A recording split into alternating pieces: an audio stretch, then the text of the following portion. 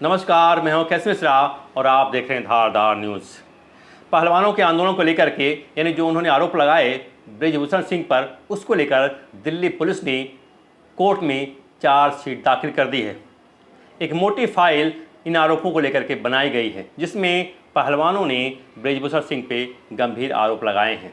Police ने इस chargesheet में जो मोटी फाइल है, जिसमें कई पन्ने हैं, उसमें उन तमाम चीज़ों को शामिल किया है जिसमें पुलिस गोंडा गई थी और ब्रिजभूषण सिंह घर जाकर के लगभग 40 से 50 लोगों से पूछताछ की थी। उसके बाद पहलवानों को बैठा करके ब्रिजभूषण सिंह के घर ले जाया गया था, जहां ब्रिजभूषण सिंह और पीड़ित पहलवान को आमने सामने बैठा करके पूछताछ की गई थी। इन सारे सबूतों को दिल्ली पुलिस कोर्ट में दाखिल करने जा रही है और वो चार्जशीट के जरिए सारी बातें उसमें लिखी गई हैं। अब चार्जशीट क्या होती है, इसके बारे में आपको बता दें कि चार्जशीट के लिए एक प्रक्रिया होती है। इसके लिए दो तरह के एफआईआर दर्ज कराए जाते हैं। एक पीड़िता सीधा पुलिस के पास जा कर के अपनी बात रखती है और केस दर्ज कराती है, जबकि दूसरा, अगर वो पुलिस के पास नहीं जाती है तो सीधे कोर्ट के पास जाती है और कोर्ट के जरिए कोर्ट आदेश करता है पुलिस को कि ये पूरे मामले में जो हमारे पास एविडेंस है, जो शिकायत है, उसको लेकर के पुलिस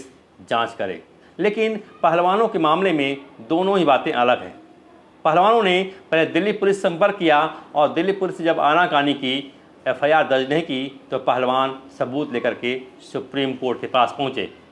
मजबूरी बस केंद्र सरकार को दो एफआईआर ब्रिजभूषण सिंह के खिलाफ करने पड़े, जिसके बाद उनके विरोधियों ने उनकी गिरफ्तारी की मांग की। लेकिन मामला गंभीर था और बिना जांच किए इतने बड़े आदमी को कटघरे में खड़ा करना कहीं से भी उचित नहीं था। इसलिए दिल्ली पुलिस ने उन तमाम सबूतों को खंगाले, पहलवानों से पूछताछ की, ब्रिजभूषण सिंह से पूछताछ की, उनके घर पे, उनके गांव के आवास पे पूछताछ हुई और इसमें करीब 200 लोगों से पूछताछ की गई। यानी पुलिस ने जो 200 लोगों से पूछताछ की है, उसे इस चार्जशीट में शामिल किया जाएगा। उनके बयान दाखिल किए जाएंगे। साथ ही जो नाबालिग ने अपने बयान दिए थे 164 के तहत और फिर बाद में वापस लिया था, उसके पिता ने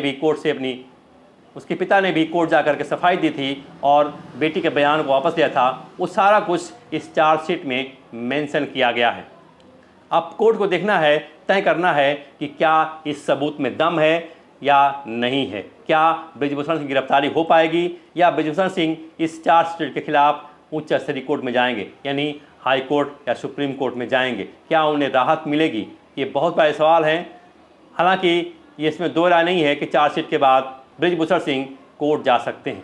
अब चार्जशीट को लेकर जो बात सामने आती है, उसके अनुसार इस मामले में 2 डेट होते हैं। एक तो 90 दिन के अंदर पुलिस, केस दर्ज होने के बाद 90 दिन के अंदर पुलिस चार्जशीट दाखिल करती है। एक और मामला है जिसमें पुलिस 60 दिन के भीतर चार्जशीट दाखिल करती है। यानी जिस तरह से ब्रिजभूषण सिंह का केस है, उसके अनुसार पुलिस को 60 दिन के अंदर चार्जशीट दाखिल करने होते हैं।